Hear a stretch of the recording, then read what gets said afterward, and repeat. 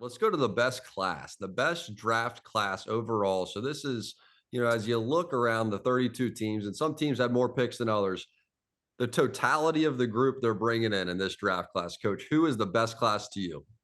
I looked at that Giants group, I looked at the Colts group, but I'm going to go with the Cleveland Browns for a couple of reasons. They Wow. had a chance to maybe take one of those one-time impact guys. They moved down a little bit, got some extra picks. Mason Graham is a guy that we all liked. He's going to be a good complement to their defensive line and what they have now, and he's going to be a really, really good player for them. Swessinger in the second round, sideline to sideline linebacker. Well, now if one of those two quarterbacks hits, if it ends up being Dylan Gabriel or Shadur, if they get their quarterback of the future, then that's a heck of a class, and they did some good things.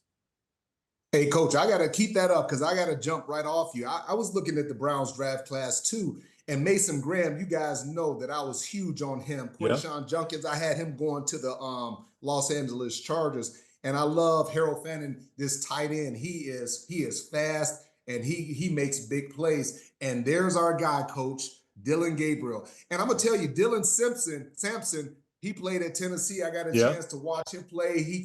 He is a small back, but he is tough. He runs, catches the ball out of the backfield. I agree with you. I love the Browns draft class. Yeah. And if one of those two quarterbacks hits, they hit a home run with this class. That's all you need. That's it. That's it. They took a quarterback room that was depleted. There was desperation to it. You had Flacco in there. Watson's not going to help you this year. Kenny Pickett's a big question mark, but they gave themselves hope. It almost reminds me in a different way of the Steelers last year, a younger way. I know they got some vets too, but some of this youth they're bringing in where it's like, let's just throw some quarters in here and see if one of these things hits. So I respect that. Rod, how about for you? Best class? I just agreed with Coach. That was it. I love Cleveland. yeah, Oh, you went 100%. Cleveland too.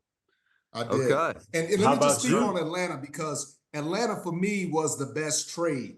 Atlanta and Coach, you talked about them coming back and getting the pass rushers. James Pierce is the fastest edge rusher in this draft. I mean, I've seen this guy. He's not a big guy in terms of size. He needs to put on about 10 or 15 pounds at least. But you see this guy coming off the edge. And I'm going to tell you something else. Jalen Walker is a guy that can play off the ball linebacker. He can line up in the dirt. And Xavier Watts, I had him as a first rounder, and they end up getting him in the third round. I love the Falcons. They got a safety in the third round. They got him in the fourth round. And I think it's really going to help their secondary, which is taking off last year. I like it. I was between Baltimore and the Giants, and I got to be honest, I was thinking Cleveland too. I did kind of like what they had done. I'm going to go with the Giants.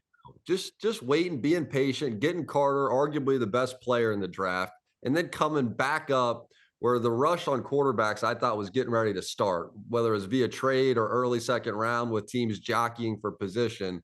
To go, if Jackson Dart's your guy and you think he's better than Shador and they got 2 first-round picks right there with Dart and Carter that could really change their team on both sides of the ball. And it's a desperate coach. It's a desperate GM. They get help for their offensive line, defensive line, a new running back coming in as well. And so I just like what they did in terms of flipping their team around on both sides of the ball. And it could be franchise-changing picks. The question is, can they make an impact fast enough to save their jobs? And, Coach, what would be your thought on that? I love this class, and the whole thing is Jackson Dart. If he is what Brian Daboll thinks he is, then they're going to hit a home run too. If he's not, then that is going to be you guys traded up, you gave away this to get this quarterback, and he's not playing. Jackson Dart is going to make or break this class. For me, I was excited when they got Darius Alexander, the big defensive tackle, to go next to Dexter Lawrence. And you start looking at Dexter Lawrence, you look at him, and then the pass rushers that you have. Kayvon Thibodeau, his contract is going to be up after this year. So if you decide not to pay him, since you paid Brian Burns $114 million, now you have a rookie in Abdul Carter that comes in. But I love the competition. I love the fact that they have 3 guys rotating. And Coach has probably had the best pass rush that I've ever seen with Dwight Freeney and Mathis and those guys, and they didn't have to blitz. to gain pass rush. And this defensive line, you're right, they're putting it together. It's going to be like Philadelphia. Philadelphia is smothering people with that defensive line. These guys have the chance to do the same thing with this group.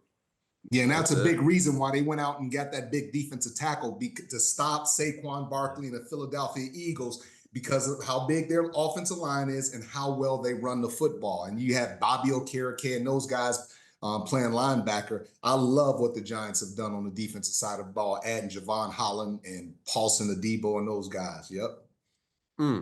This was fun, man. You mentioned those running backs. I mean, a couple of first-round running backs, that position. Yep. It would be interesting to see what happens with running back because Saquon Barkley obviously doesn't get paid in New York there, goes to Philly. Impact is massive, and they win a Super Bowl. So now does value come back to the running back position? Jahmyr Gibbs last year went in the first round. He changed things for Detroit instantaneously. So we've now seen those guys come in with that kind of impact. And we have 2 first-rounders, one to your Chargers there at the running back position, Rod. Absolutely. And Omarion Hampton, he wasn't the guy that I would have chosen, but he's still a really good quality back. He's a big guy, which Harbaugh likes. He likes big offensive linemen and big running backs. So it should be fun, and it should really help open up that offense for Justin Herbert. Hi, I'm Mike Tirico, and thanks for watching. Make sure to hit subscribe for the latest news and highlights from NBC Sports.